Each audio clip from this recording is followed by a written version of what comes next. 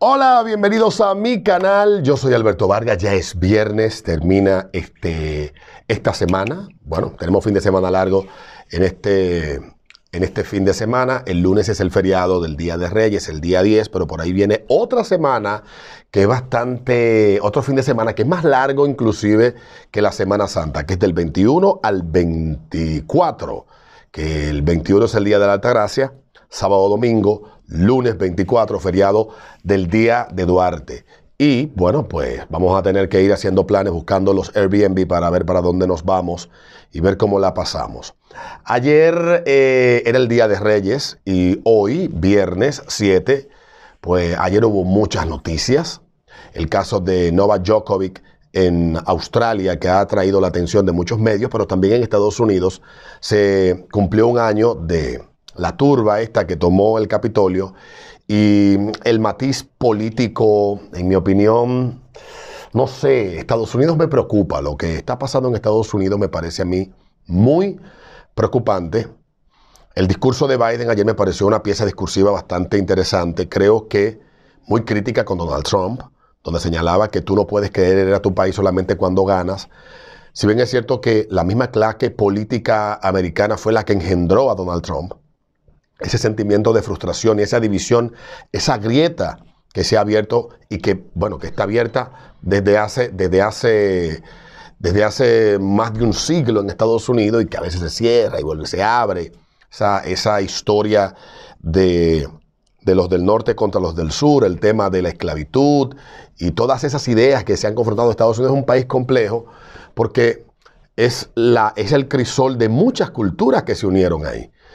No solamente los peregrinos que llegaron huyendo de Inglaterra, sino después todas las inmigraciones que se dieron para poder poblar toda esa tierra que hay, que fue primero adquiriendo, que compró, cuando compró las Luisiana, y luego las que le ganó a México y la que se anexaron como Texas y California a Estados Unidos. Es un país complejo, es difícil de entender.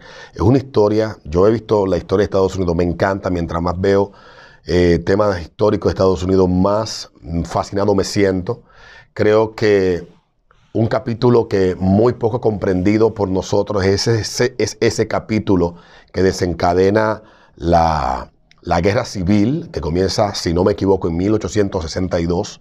Lincoln es la respuesta que da una parte de Estados Unidos a un partido que ya había gobernado y que se negaba a reconocer un sentimiento que ya había tomado mucha fuerza dentro de una parte de los norteamericanos, que era que todos los americanos nacían libres sin importar el color de su piel, y la abolición de la esclavitud.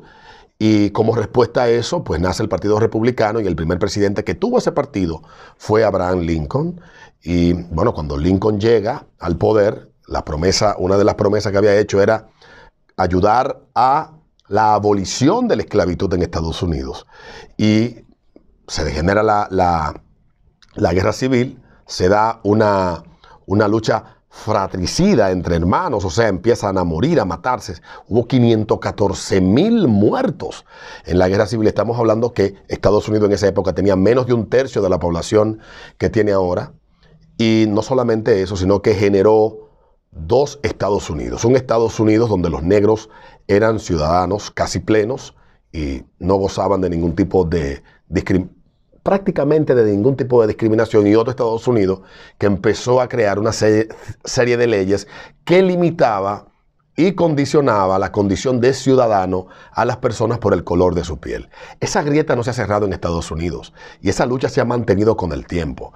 El Partido Demócrata ha sabido reinventarse con el paso de los años, y llegada ya la segunda mitad del siglo XX, sigue la lucha. Empieza la lucha por los derechos civiles, que no comienza con Martin Luther King, que es una historia bastante larga también, pero es el que la impulsa y la lleva a un nivel donde ya no tenía punto de retorno. Y es ya en el 1964, 65, no me recuerdo exactamente el año, que se firma la Ley de los Derechos Civiles en Estados Unidos. Es una ley bastante amplia y que protege muchísimos aspectos de la vida de los americanos y que definitivamente saca del entramado legal, estatal o federal la posibilidad de que se creen leyes que traten distinto a las personas partiendo de su condición, del color de su piel. Esencialmente por ahí es que comienza y se ha aplicado ya en muchos otros aspectos, y esa grieta se ha mantenido abierta, y ese país, eso ha ido evolucionando y llegan momentos. Yo nunca había sentido un Estados Unidos más dividido que el que estoy viendo ahora después de que empecé a viajar allá. O sea, tú lo notas cuando estás en Estados Unidos. Hay como un aura de aquí no todos estamos de acuerdo con las mismas cosas, y lo del año pasado en el Capitolio, creo que fue un error garrafal de quienes hayan decidido tomar esa dirección, y fue todavía un error mucho más grande del presidente Trump de no haber dejado claro y haber aceptado lo que era ineludible, su derrota. Aunque se puedan argumentar que hubo cambio a leyes y a 20,000 cosas que beneficiaron al Partido Demócrata, producto de la pandemia, de la forma de votación, ya no había forma. En Estados Unidos hay fraude electoral desde el día 1. Entonces, que vengamos ahora a pensar que es el sistema perfecto y que es un país donde no hay fraude, pues apéndense de esa nube, busquen la historia y googleen para que ustedes vean cuántos casos no hay de elecciones que fueron sometidas al escrutinio de la justicia porque no fueron del todo transparentes en Estados Unidos.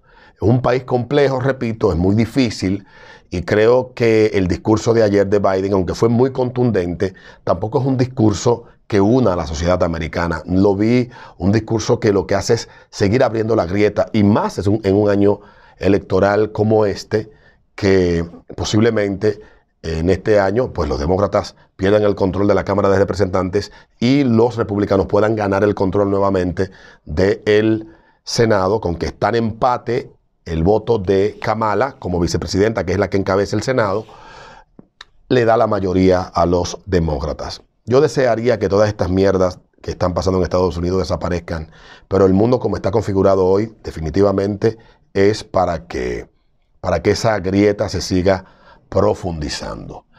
Ya para cerrar con lo que quería hablar en el día de hoy, otro tema del cual quería hablar y con el que cierro, es lo que está pasando con Novak Djokovic en Australia, lo que está pasando en el mundo y en lo que nos ha convertido esta enfermedad que ha asolado la salud mental de todos nosotros.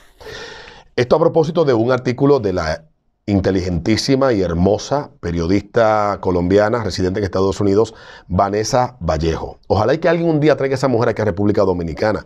Hemos tenido el chance de tener a Agustín Laje, que es un polemista de primera, pero Vanessa Vallejo lo que tiene es que su verbo es menos cáustico tal vez que el de Laje, pero Vanessa es brillante y es una polemista excelente y habla con una parsimonia colombiana que tú te dejas dar una puñalada por ella sin ningún tipo de problema. Pero es brillante. Busquen esa jeva, busquen sus videos, busquen sus debates, busquen sus artículos.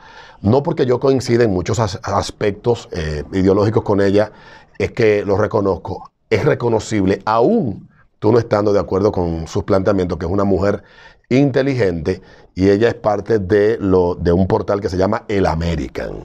Yo ese portal lo empecé a seguir, yo la sigo a ella desde mucho antes, desde hace aproximadamente 6 años la conocí por un programa de España en el que la vi, y dije yo, ¿quién carajo es esta tipa que tiene esa capacidad de responder con tanta contundencia a cada planteamiento que le hacen sobre sus posiciones?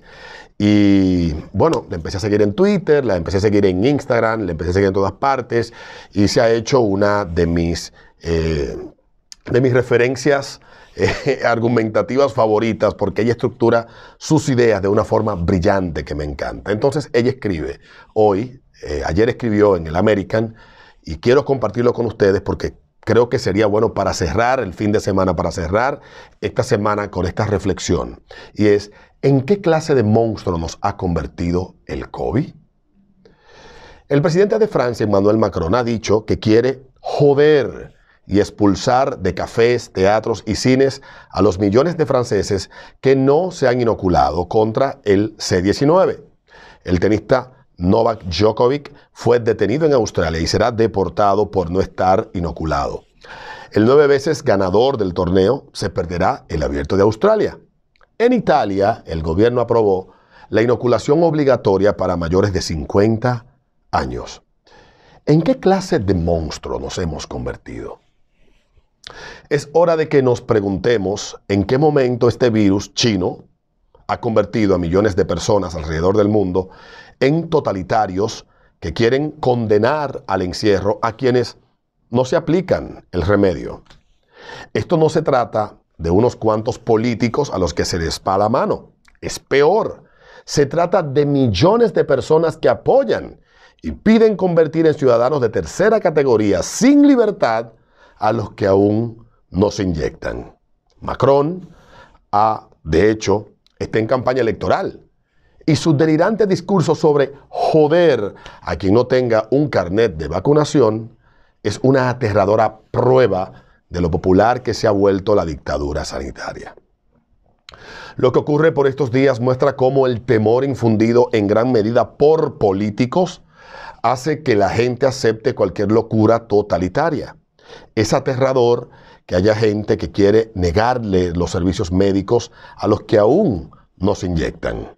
¿Y en qué momento se volvió normal arruinarle la vida a alguien, dejándola sin trabajo, solo por tomar una decisión médica diferente? Que quede claro que no inocularse no es poner en riesgo al resto de la humanidad. En todo caso, sería ponerse en riesgo a sí mismo. Si creemos en este remedio y sabemos que funciona, no hay por qué preocuparse por aquel que no se ha aplicado la medicina. Precisamente, el remedio es para eso, para que si usted le da el C-19, que se lo puede contagiar tanto uno que esté inyectado como un no inyectado, no muera y los efectos sean leves.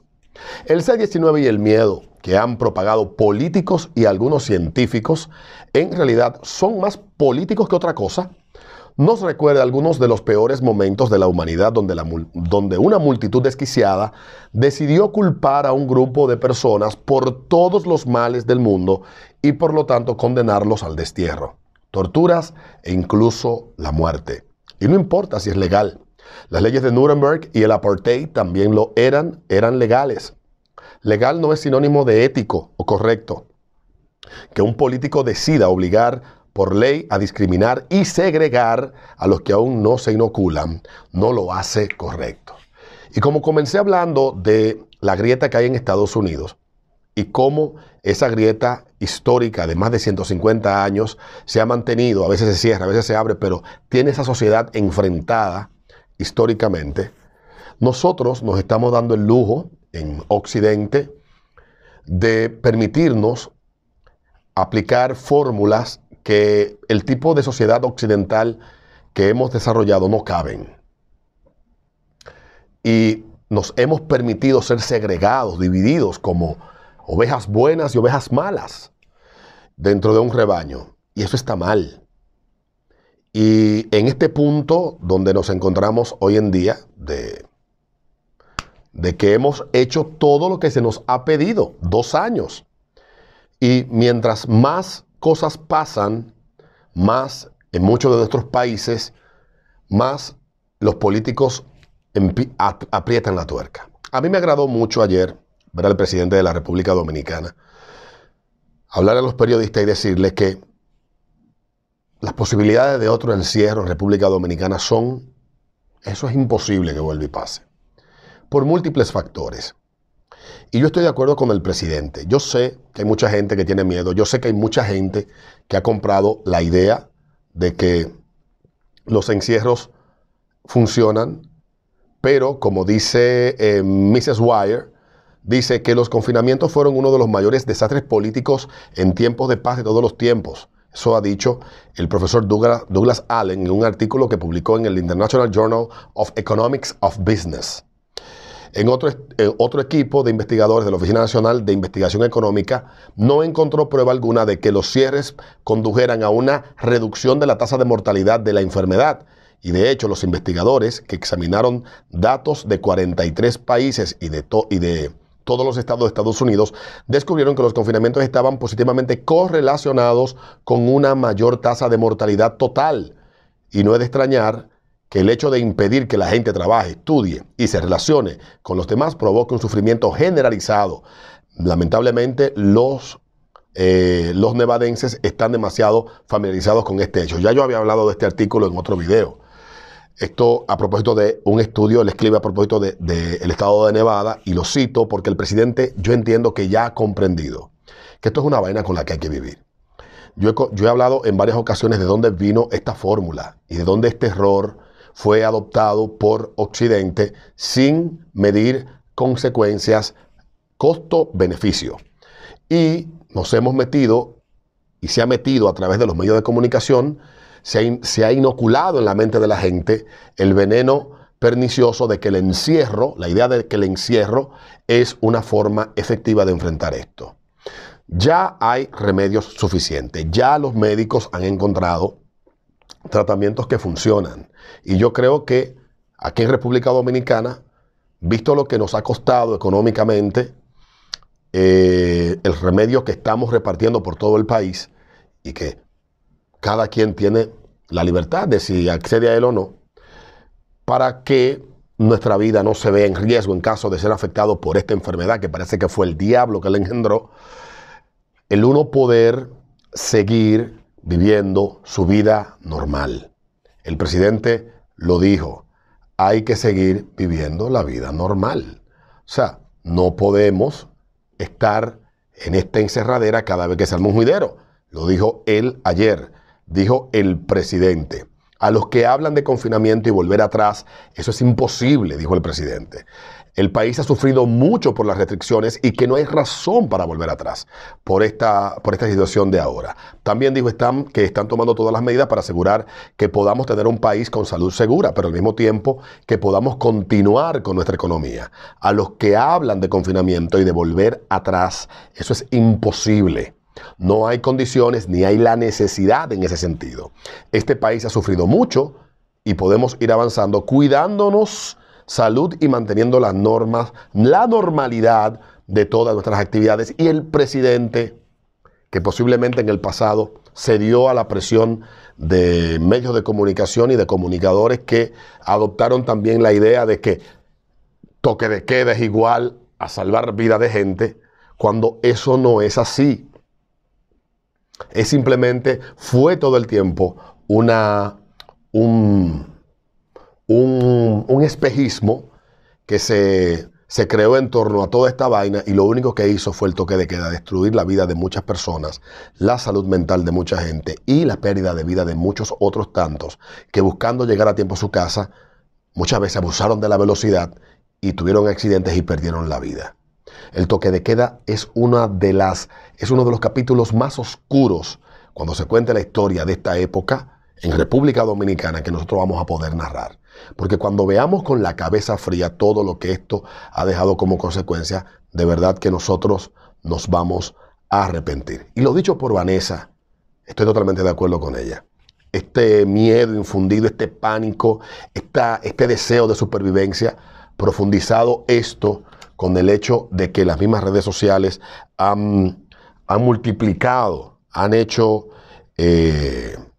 multiplicado por 10 el pánico y el miedo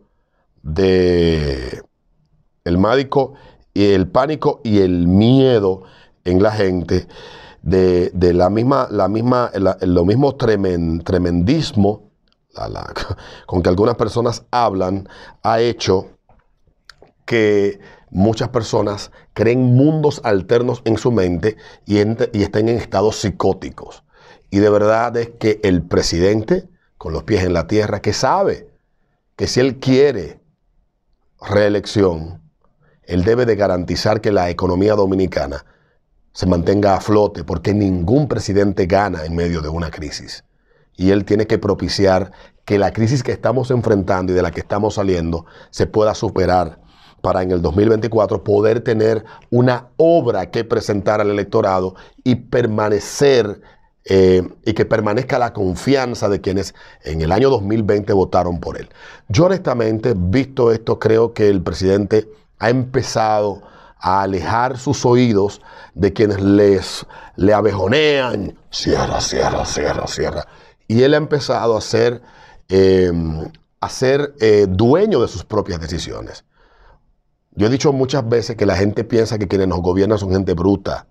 Un hombre bruto no puede llegar a ser presidente de la República. Una gente sin condiciones excepcionales no alcanza la posición de la primera magistratura de ningún país. Aunque esté Pedro Castillo en Perú, alguna habilidad tiene ese tigre. Créanmelo. Hay ejemplos y hay excepciones, pero la norma dice que es distinto. Y ciertamente el presidente, no voy a utilizar el cliché de siempre, pero creo que el presidente ha entendido esto y yo creo que todos debemos entender una cosa elemental. Cuidar nuestra salud es una responsabilidad individual nuestra. Eso de que del bienestar colectivo y toda esa mierda que ustedes leen por ahí, eso no es así. Cuando yo tomé la decisión de inocularme en junio, lo hice porque se me hizo una promesa. Te vamos a devolver tu libertad si tú accedes a esto. Y yo cumplí con mi parte del trato. Entonces, hoy hay gente que la inmensa mayoría del país ha cumplido con la parte del trato de lo que se propuso y hay gente que insiste en que sigamos en el mismo esquema de limitación de libertad, de subyugación y de sometimiento a una serie de medidas que no sirven para combatir la enfermedad, pero sí para controlar nuestras libertades y nuestra soberanía individual. Y tenemos definitivamente que entender que hay que convivir, como dice el presidente, hay que continuar con la vida normal y entender que esta mierda vino y vino para quedarse. Nos vemos en un próximo video. Mañana les grabo mientras manejo y el lunes posiblemente también porque es feriado. Se cuidan mucho. Bye.